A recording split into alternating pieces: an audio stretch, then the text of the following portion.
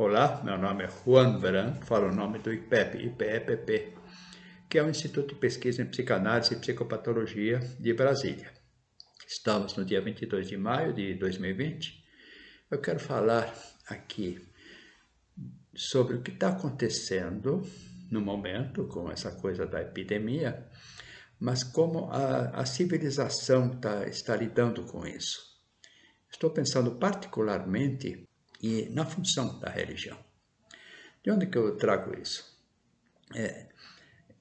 Alguns casos clínicos me têm chamado a atenção de que pessoas que são fortes, são saudáveis, entram numa dinâmica psíquica que nos remete a algumas questões que a psicanálise tem discutido e fala de problemas de saúde. Eu não vou dizer saúde mental, porque saúde mental tem uma coisa relativa aí que sempre costuma ser remetida à loucura, mas eu vou falar de uma saúde psíquica, para ficar algo mais neutro nesse sentido. Então, particularmente, vamos pegar um caso. Um homem, lá de seus 30 anos, 35, extremamente forte, 110 quilos, alto, atividade que exige, inclusive, muita força, e, de repente, ele clinicamente, ele demonstra medo. Ao mesmo tempo, é o medo de pegar a tal da doença.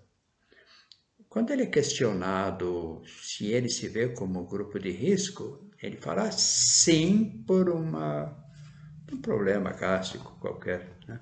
De repente fala, não é bem, mas, então tem um mas. Ou seja, quando ele reconhece que não, mas quando ele entra com mas, ele está procurando o sim. É a velha história daquela ambivalência, né? O não, o sim, o ser, não ser, o estar, não estar. Isso é típico de uma dinâmica obsessiva. E também essa tendência hipocondríaca que está presente em muitas pessoas com esse perfil. Mas de onde vem esse medo? Né? Ou esse lugar em que a pessoa fica querendo entrar e não consegue e gostaria de lá estar? Essa que é a questão.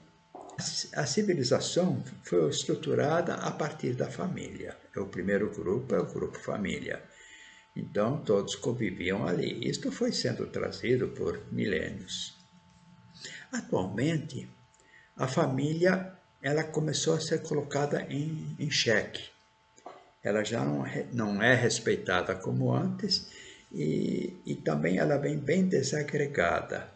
E a família extensa, ela fica muito distante, as pessoas ficam muito distantes. Os grandes núcleos familiares, eles se dispersaram. O divórcio contribuiu tremendamente para isso e os filhos são separados dos pais e por aí afora.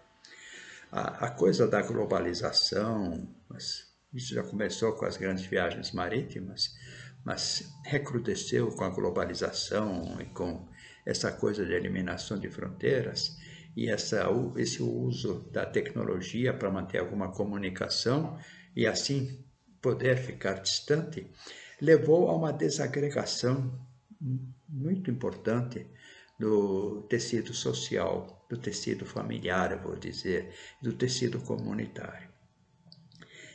Então, quando vem uma situação qualquer que assusta, os pontos de apoio desse homem do século XXI, eles estão dispersos e cada ponto de apoio ele é frágil. Não é como antes você tinha um grande núcleo onde a pessoa poderia se suportar.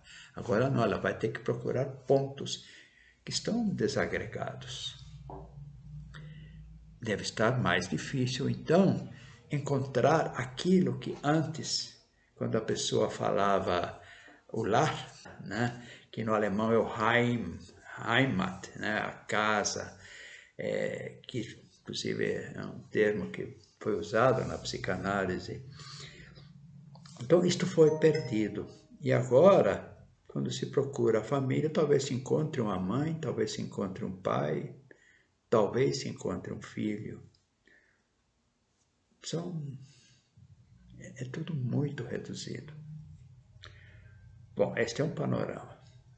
Mas tem um outro panorama nessa história.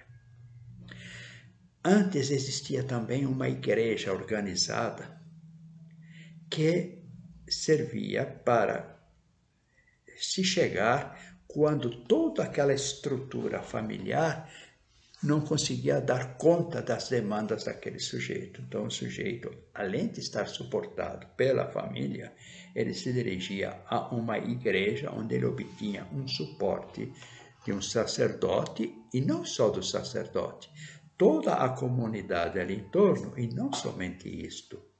A esperança no poder de um ser divino que ali então poderia interceder.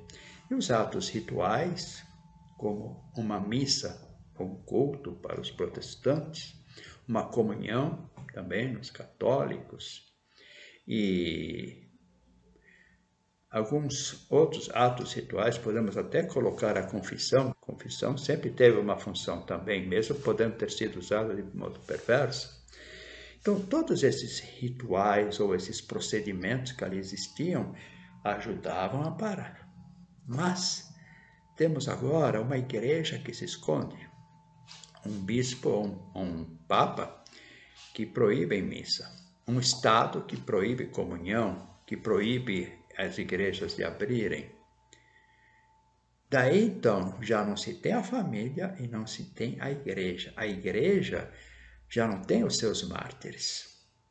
Antes, o poder totalitário e o poder do inimigo eram enfrentados pelos mártires, que iam lá e promoviam a salvação, e até eram respeitados quando eram inimigos de carne e osso, porque falavam em nome de Deus. Hoje não representam mais nada. Se vê como esta igreja já não tem mais o que a constituiu no passado. Ela não tem mais mártires. Ela tem discursos. Ela virou uma igreja de creme dental, no sorriso bonito e sei lá. A igreja se perdeu. A família se perdeu. Então foram dois baluartes. E o Estado, que seria um baluarte em determinadas situações, está em guerras e coisas assim. Hoje, se houver guerra, o Estado já também não é um baluarte. O Estado se perdeu. O Estado não é mais confiável. Por quê? Porque as pessoas começaram a perceber que o Estado se degradou porque as pessoas que passaram a comandar o Estado perderam suas famílias e perderam a fé na igreja. Então, hoje, o que se tem é um Estado dominado por pessoas que são efeito da degradação do tecido social da família e da igreja. Então, o Estado vai em consequência disso. E a escola, que é uma parte do Estado, está junto disso. A escola que não agrega, é uma escola que desagrega, que é competitiva. Se é competitiva, desagrega. E se ela quer romper também, porque ela representa isso com a igreja e com a família, mais desagrega. Então, está muito bem explicado este homem, com aquela altura toda, com aquele tamanho, procurando um jeito de poder se ver grupo de risco. E o interessante é que as pessoas que não são grupo de risco, elas vão ter leves sintomas ou nenhum sintoma. Só os grupos de risco é que vão ter um caso mais grave que exigirá internação ou não, tratamento mais sério. E isto é um índice baixíssimo. Se sabe que é um índice baixíssimo. Mas as pessoas estão com medo de pegar o sintoma leve. E isto diz alguma coisa. Diz alguma coisa grave. Diz uma coisa grave sobre isso, não da doença em si, a doença que possa vir. E eu colocaria no meio disso também a questão da informação. Porque nós temos uma civilização da informação, mas a informação passa a trabalhar no sentido negativo.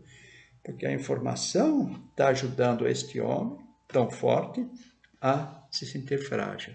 Porque a informação era usada, de repente, de um modo que leva ao sujeito a sentir-se fragilizado ante um imponderável, algo assim. Então, acabamos tendo uma epidemia já não de um vírus, mas uma epidemia psíquica. E vocês viram que eu não quis falar saúde mental, eu quis falar saúde psíquica. As pessoas estão contaminadas psiquicamente e elas estão se recolhendo, mas recolhendo dentro de uma casa que já não é a casa de antes. E aí adoecem ali dentro. Por quê? Porque elas estão se encolhendo, elas não enfrentam nada. E vão cada vez se encolhendo mais. O resultado é um adoecimento, porque elas se encolhem, porque não se cuidam, e daí facilmente elas vão encontrar nelas sintomas. Encontrar sintoma é um caminho aberto para qualquer coisa aí que cause mais dano.